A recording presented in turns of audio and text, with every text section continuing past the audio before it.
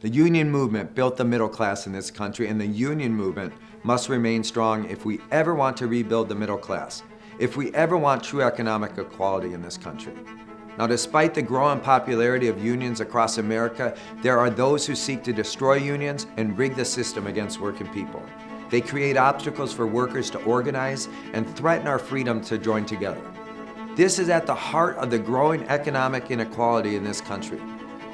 When working people have the freedom to come together in strong unions, entire communities benefit, our country benefits.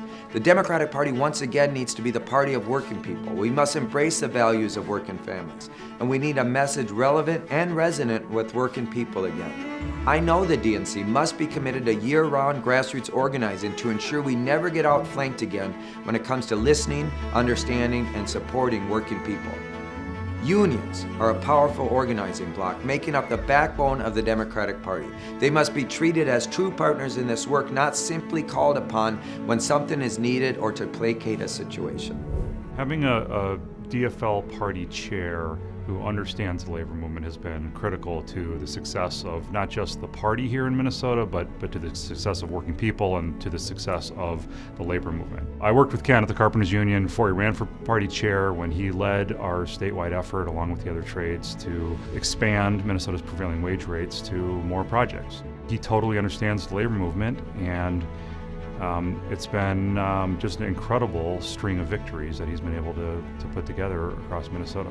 He just understands the labor movement, and more importantly, he understands that we can't have a successful Democratic Party without the labor movement being an integral core part of the party.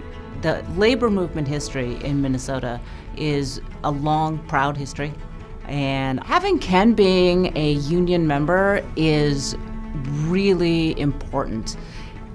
It's important because we have done a really important job of trying to recruit and elect union members to public office, because we know in the labor movement that when we have people who have had to work for a living and who understand the value that unions bring for workers, that's how we make better communities and ultimately a better party, so we can continue to do that work of building better communities and a better country.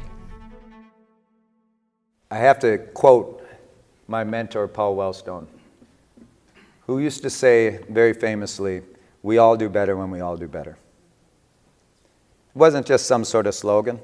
I believe it should be the slogan of the Democratic Party, by the way, right? But when Paul meant all, he meant all. And when we say all as Democrats, we mean all. Every single person we're going to fight for. Having Ken as a union card-carrying member as the chair of the party, especially out of the building and construction trades, he understands what we do for a living. He's been in the trenches with us. You can't have folks that never spent a day on the job try to advocate for people that are going through, basically on a construction site, a war zone. But what he does even better than that is he's built out a labor table and a big tent. When I think about Ken, he's, I think, full of energy, impact, and results driven. And he has proved that. And over the last decade and a half, I think we've had a trifecta twice under his leadership, and certainly have put the DFL party back on the map and keep Minnesota blue. I think more and more these days we're seeing division within unions, particularly in this last presidential race, and we need somebody that can unite us, and obviously if you're a union member, you're going to be able to do a better job at that. I think Ken would be a great DNC chair because he can take what he's done here in Minnesota and bring it around the country. And I think that Ken can help get people, the right people, elected and bring that around the country to our other union brothers and sisters.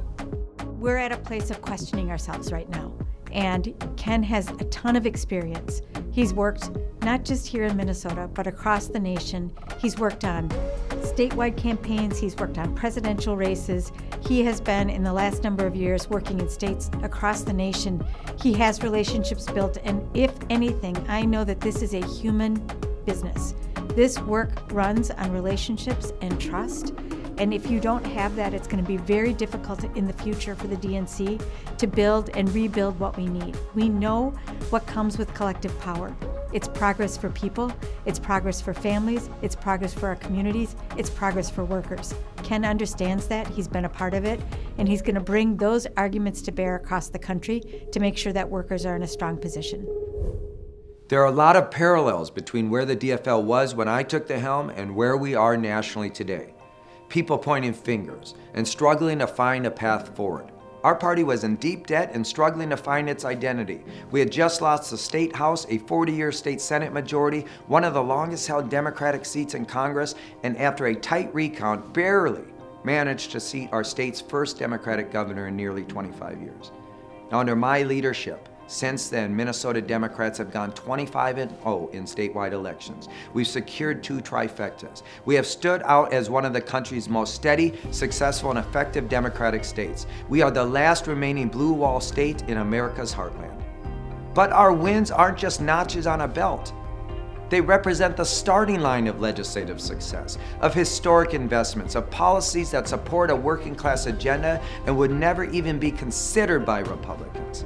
Since I took over, our state has positioned itself at the forefront of the modern American labor movement. We're the 6th largest labor state in the country and the largest labor state in the Midwest, despite being surrounded by all right-to-work states. We've successfully beat back right-to-work attempts in our state. We've banned captive audience meetings. We've outlawed unfair non-compete agreements and are one of the few states that has seen growth in terms of union households. We also brought labor to the table. Literally to the table in our party. Labor is an integral part of our DFL coordinated campaign. They help develop and vote on our electoral plans. They're decision makers in our state, not just donors. And finally, under Democratic leadership, Minnesota has passed historic public policy investments that improve the lives of all working people. A minimum wage indexed to inflation, paid family medical leave, workplace safety protections, affordable housing, middle-class tax relief, lowering prescription drug costs, and so much more. Look, there's a lot of talk and bluster right now about how Democrats failed this year. And I get it, because most Americans think the system is rigged, that the dream is out of reach, that there's no payoff for playing by the rules and the status quo has to change. Donald Trump, for all the pain that he will create for working folks, represented an enticing rejection of our status quo. If we want to reverse course and bring working class voters back, then we have to do something about the perceptions of our party. For one, we have to knock down the dismissive idea that the words working class are a code for white voters.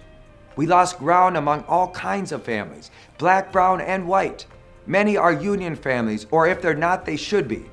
And they all felt disconnected from our party and our candidates.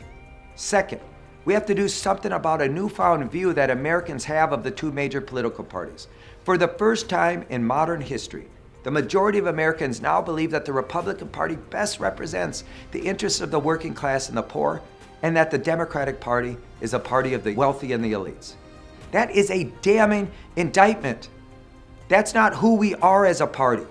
We have always been the party that fights for the working class and the poor. I say let's take a lesson from my state and the political model I've built to win elections. Minnesota keeps electing Democrats because we made sure people can actually feel how their lives are different and better with us in charge. And that's what we need to do at the national level. I've always gone to bat for labor. When our elected officials have taken you for granted, I've reminded them that our friends in labor can't be ignored. And if I'm DNC chair, we will always deliver for labor. I was down in Wentzville, Missouri on the picket line with UAW. I've been in Pittsburgh with the steelworkers. I visited with SEIU janitors in St. Paul. I've traveled this country to stand up and stand with labor leaders. Labor is a full-time partner for our party, not just an ATM. And just as we can't take the American worker for granted, our party can't take the labor movement for granted. So let's get to work. Let's work hand in glove. Together with labor and the Democratic Party, we will win again. Thank you.